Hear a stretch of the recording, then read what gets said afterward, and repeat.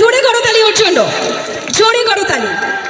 যাকে টিভির পর্দায় আপনারা দেখেন তাকে আমরা একেবারে কাছের থেকে দেখতে পাচ্ছি।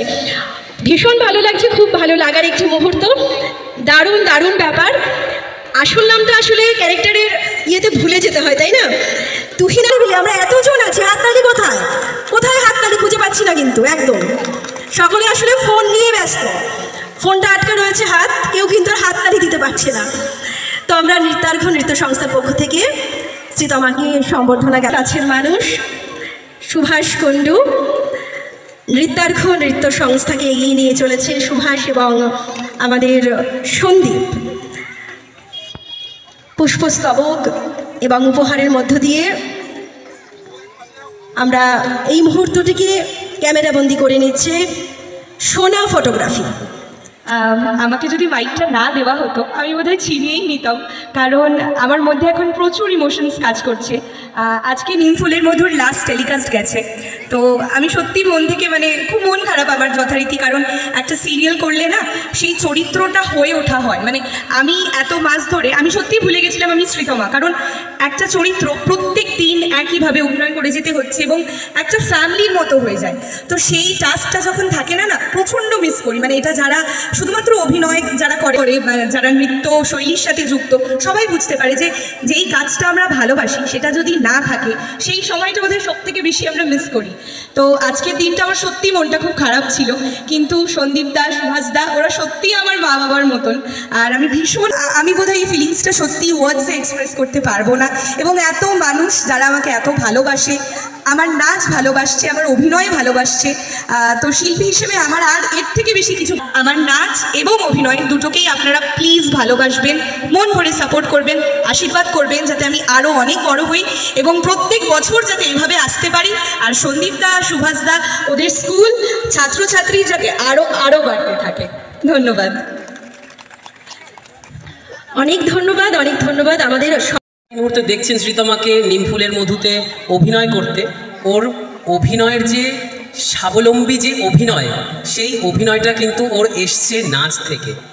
ও কিন্তু আগে অভিনেত্রী নয়, ও কিন্তু আগে নৃত্যশিল্পী।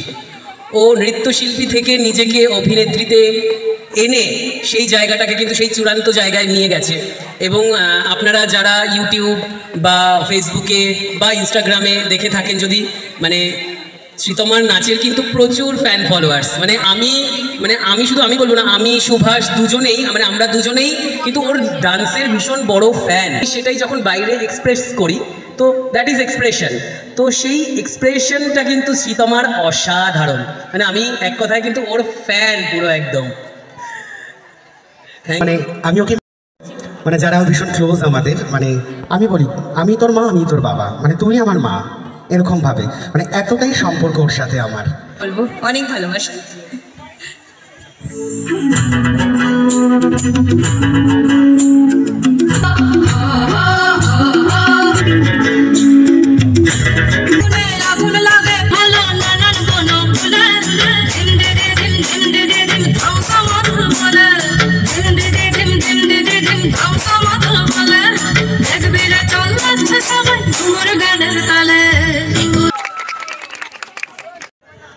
সত্যি কি দেখলাম, কিচ্ছু হয়নি, জাস্ট বসন্তের মজা, আনন্দ এবং একসঙ্গে সবাইকে কাছের মানুষদের পেয়ে মনের ভিতরে যেই আনন্দটা হয় সেই আনন্দের কিন্তু নাচ।